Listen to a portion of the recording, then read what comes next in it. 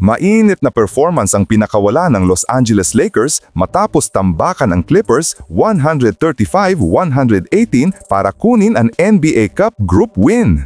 Kumabog ang trio nina Luka Doncic, Austin Reeves at LeBron James habang nagkainitan sa huling minuto matapos ang banggaan nina Jackson Hayes at Chris Dunn. Sa isang game na puno ng firepower, hindi pinahintulutan ng Lakers ang Clippers na makahinga.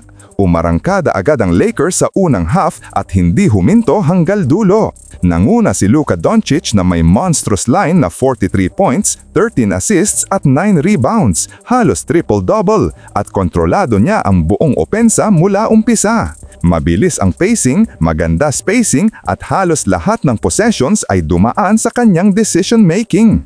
Hindi rin nagpahuli si Austin Reeves na nag-deliver ng isa sa pinakamalinis na shooting nights ng season. Umiskor siya ng 30 points sa 11 of 16 shooting kasama ang 9 rebounds at 3 steals. Every time na humahabol ang Clippers, siya ang pumupunit sa depensa gamit ang pull-up game at smart cuts. Siya ang nagbigay ng energy spikes sa second quarter at third quarter run.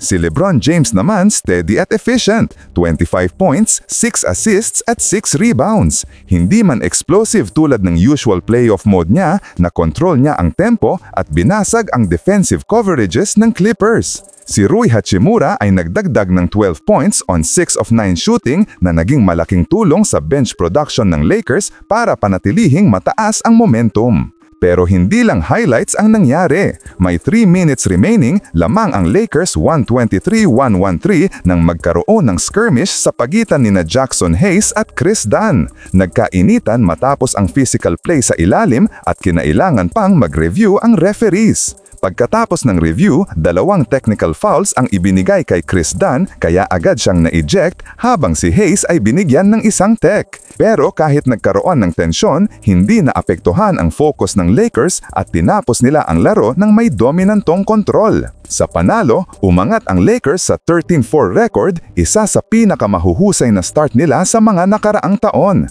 Makikita rin na gumagana ang chemistry ng bagong core lalo na sa half-court execution, transition push at defensive adjustments. Ang pinakakapansin-pansin dito ay ang composure ng Lakers. Kahit may skirmish at kahit sinusubukan ng Clippers humabol, steady ang Lakers sa execution. Luka controlled the rhythm, Reeves provided killer efficiency at LeBron anchored the pace. Kapag ganito ang kanilang consistency, lalo na sa spacing at ball movement, magiging contender level ang trajectory nila. Susunod nilang kalaban ang Dallas Mavericks sa Friday, isang malaking test pagkatapos ng Thanksgiving break. I-comment nyo na lang ko sa ibaba ang inyong opinyon at huwag kalimutang mag-subscribe sa aking channel. Maraming salamat po!